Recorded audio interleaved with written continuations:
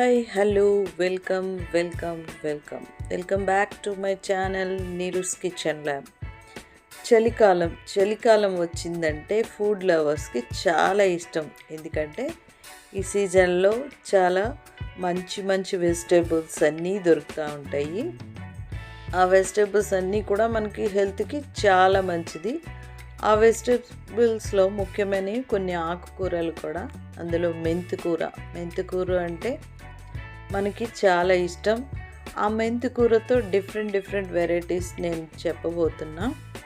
ఇప్పుడైతే ఈరోజైతే అందులో మెంతికూరతో పరాటాస్ చేయబోతున్నాం. ఈ పరాటాస్ ఏంటంటే చిన్నపిల్లలు కూడా ఇష్టంగా తింటారు. చిన్నపిల్లలు నార్మల్గా మనం ఆకుకూరలు తినడానికి ఇష్టపడరు, కానీ ఇలా ఒకసారి ఈ పరాటాస్ చేసి పెట్టారనుకోండి ఇష్టంగా అన్ని వయసుల వాళ్ళు కూడా ఇష్టంగా తింటారు. మన మెంతికూర చేదు లేకుండా మెంతికూర యాక్చువల్లీ చేదు ఉంటుంది అని అంటారు. చేదు లేకుండా పరాటాస్లో వేసి చక్కగా పిండిలో కలిపి పరాటాస్ ఎలా చేయాలో నా స్టైల్లో నేను నేర్పించబోతున్నాను. మెథి పరాటా. ముందుగా నా ఛానల్ ఎవరైనా సబ్స్క్రైబ్ చేసుకోకపోతే సబ్స్క్రైబ్ అనే బటన్ నొక్కండి. అప్పుడు బెల్ ఐకాన్ వస్తుంది. ఆ బెల్ని కూడా మరొకసారి నొక్కితే ఆల్ అనే ఆప్షన్ వస్తుంది అనమాట. ఆ ఆల్ అనే ఆప్షన్ దగ్గర మీరు ప్రెస్ చేస్తే మీకు ఫస్ట్గా నేను ఏ వీడియో పెట్టినా నోటిఫికేషన్ వస్తుంది అండ్ మీరు చూసి ఎంజాయ్ చేయొచ్చు. ఇప్పుడు వంటలోకి వెళ్ళిపోదాం. ఇదిగోండి, నేను ఇక్కడ ఒక కట్ట మెంతికూర తీసుకున్నాను. ఆ మెంతికూరలో ఓన్లీ లీవ్స్, దానికి ఉన్న కాడలు అసలు తీసుకోకూడదు, ఓన్లీ ఆకులు తీసుకోండి.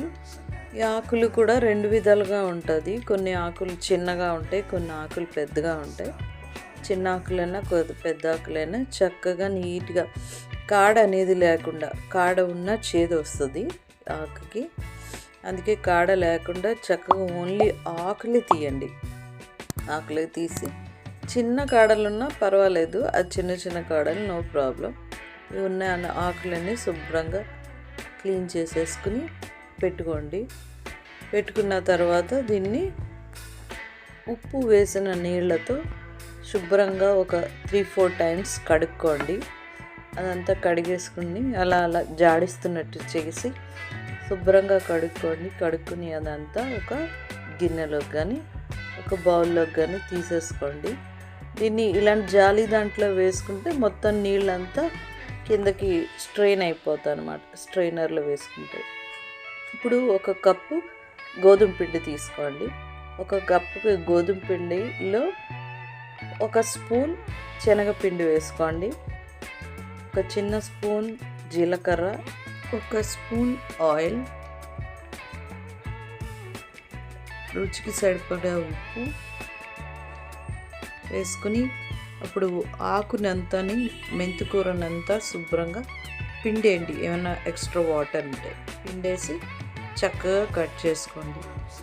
ఆ నీళ్లతో ముందే కట్ చేసి పెట్టుకున్నారనుకోండి చేదు వచ్చేస్తుంది. అలా కాకుండా పిండి అంతా వేసిన తర్వాత నీళ్ళంతా పిండేసి చక్కగా పిండిలోకి అప్పటికప్పుడే కోసుకోండి.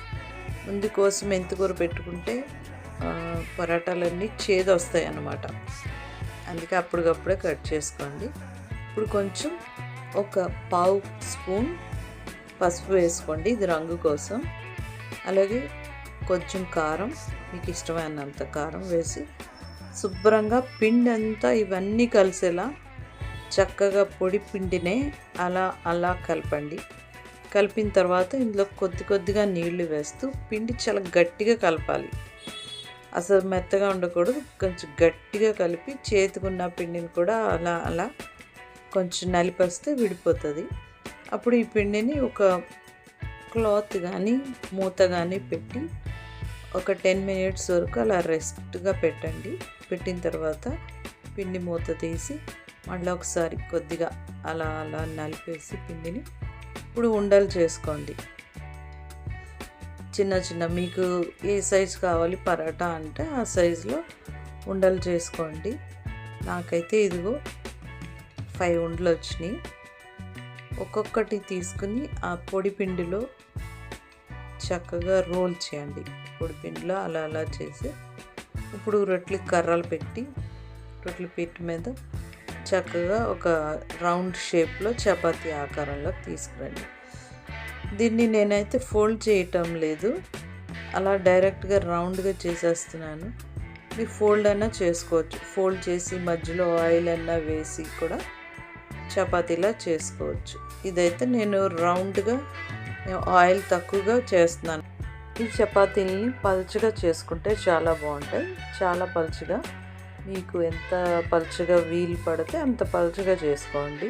అప్పుడే దాన్ని ఉంది కదా ఆకు ఫ్లేవర్ అంతా, యాక్చువల్లీ మీరు కలిపేటప్పుడే, పిండి కలిపేటప్పుడే ఆకు ఫ్లేవర్ అయితే, మెంతు ఆకు ఫ్లేవర్ ఏదైతే ఉందో అదంతా పిండిలోకి వచ్చేస్తుంది. ఇలా పలుచగా చేయడం వల్ల కూడా మీకు ఫ్లేవర్ బాగా తెలుస్తుంది అన్నమాట. ఇప్పుడు ఒక ప్యాన్ పెట్టుకుని స్టవ్ మీద అది వేడైన తర్వాత దాని మీద వేయండి. జస్ట్ అలా కాలిన తర్వాత మరి తిప్పేసి ఇప్పుడు కొంచెం నెయ్యి తీసుకుని అలా అలా స్ప్రెడ్ చేయండి ఇటువైపు. మళ్ళీ రెండో వైపు కూడా తిప్పి మీడియం ఫ్లేమ్లో ఉండాలి. ఆ నెయ్యి రాసిన, నెయ్యి బదులు ఆయిల్ అన్నా యూజ్ చేసుకోవచ్చు, నో ప్రాబ్లం. అది ఆవ నూనె అయితే చాలా బాగుంటాయి ఈ చపాతీలు కాల్చేటప్పుడు. ఇది నొక్కుతూ చివర్ల వరకు కూడా కాలేలా, ఆ రోటీ మొత్తం చివర్లు కూడా కాలేలా మీకు మీడియం ఫ్లేమ్లో పెట్టి చక్కగా అన్ని వైపులా, రెండు వైపులా కూడా కాల్చుకోండి. ఆ చివర్లు అలా నొక్కితే మంచిగా కాలుతుంది అన్నమాట. ఫ్లేమ్ మట్టుకు మీడియం ఫ్లేమ్లోనే ఉంచండి. నేనైతే నెయ్యి వేసాను కాబట్టి అలా పొగలు వస్తున్నాయి, కానీ మీడియం ఫ్లేమ్లో కాలిస్తే మంచి టేస్ట్ వస్తుంది అన్నమాట. పరాటా అయిపోయింది. ఇంకో పరాటా కూడా అలా కాల్చేస్తున్నా. అన్ని పరాటాస్ కూడా అలాగే నెయ్యి వేసి చక్కగా రెండు వైపులా కాల్చి తీసుకున్నాం. ఈ మెంతు కూర వల్ల మనకి చాలా హెల్త్ బెనిఫిట్స్ ఉన్నాయి.